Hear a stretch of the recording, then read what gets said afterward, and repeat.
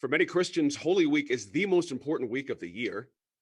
For Jewish families, this week also marks the beginning of Passover, but this is no ordinary year. And MIF correspondent Megan Kamrick spoke with people from both faith communities about how they are adjusting their plans this year because of the coronavirus. I'm joined today by Victoria Trujillo, who would have celebrated her 48th year making the walking pilgrimage to El Santuario de Chimayo in northern New Mexico. It's a shrine that draws thousands of people from around the world. Also joining me is Sarah Leiter. She is Community Outreach Coordinator with Hillel House at the University of New Mexico. It's the Center for Jewish Student and Young Professional Life in Albuquerque. Thank you both for joining us on Zoom. Thank you for having us. Thank you for asking us. Victoria, the Archdiocese of Santa Fe has closed the Chimayo site for now, and it's discouraging pilgrims from going. Why has this annual walk been such an important part of your Easter tradition every year? Well, I like to celebrate Easter, and in order to celebrate Easter, we have Good Friday. So, as you know, I've been doing this for that many years. A couple of years of those, all of those years, I have been possible. I had a couple of surgeries that would have been impossible to do the walk. So, but I was able to after all. It's a tradition, is both religious and it's my spiritual connection with Easter and with Holy Week. So, why is it so meaningful to be with all these other people doing this? Because it reinforces my faith. I get from all of those hundreds and hundreds of people the same feeling of strength and hope. So that's the reason why I do the walk. And I want to turn to you, Sarah. What are the key values for you that Passover embodies? So for me, it's really a family holiday. More than any other Jewish holiday in the year, this is the holiday when the family comes together. And traditionally, it's about sort of retelling the biblical story of Exodus when the Israelites were freed from slavery in Egypt. And so Passover is all about coming together as a family and telling the older generations telling that story to the younger generations. So even more than the high holy days, this is definitely about families coming together to be together and share stories. Definitely. Mm-hmm. And what would you normally be doing this time of year, preparing for Passover? So I'm from Los Angeles, and so usually for Passover, I fly home to Los Angeles, and my family is all spread out across the United States, and so they usually fly back for Passover as well. And this is the one time per year that really all of us fly back to be together. So usually I'd be doing that, cleaning my house, getting rid of food that's not kosher or appropriate for Passover. This year I'm not doing any of that. I'm staying in New Mexico, and we're gonna do the Passover Seder dinner via Zoom.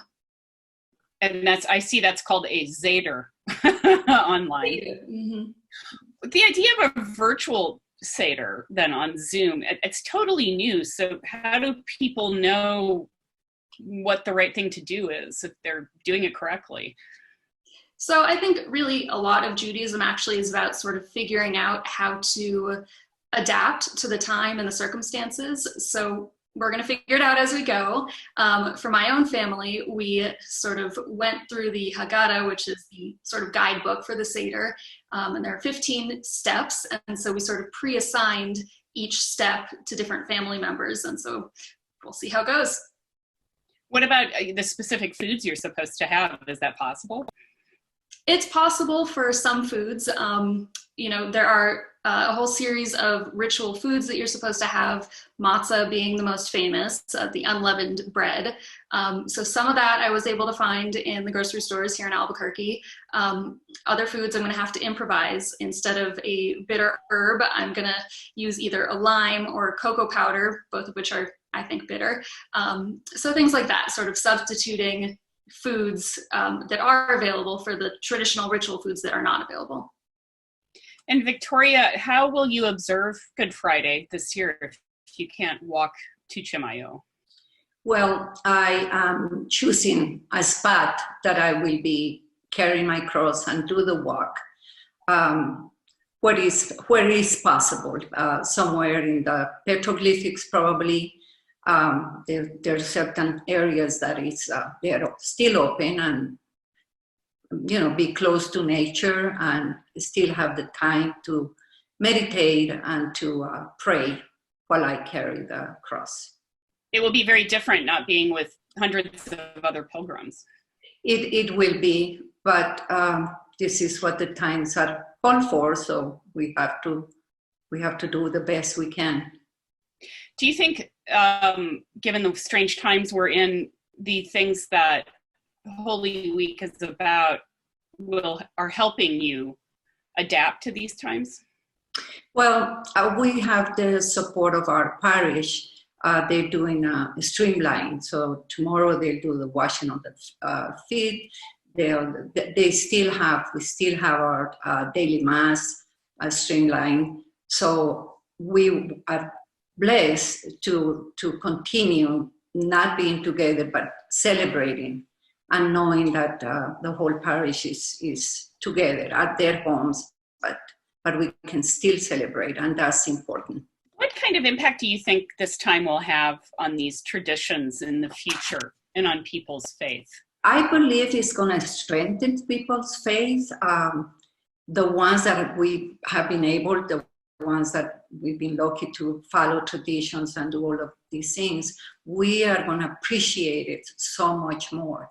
And the ones that have not started these traditions, probably they will be looking at it and start their own traditions in the children and in their grandchildren. What do you think, Sarah? I agree. And I think that it's also, as tough as it is not being physically together with family and friends right now, it really is going to help us sort of think about what is really important to each of us. And so I think that is going to be a positive outcome. Well, I want to thank you both for coming and talking about this, taking time from this week that's important for both of you. Thank you so much. Thank you.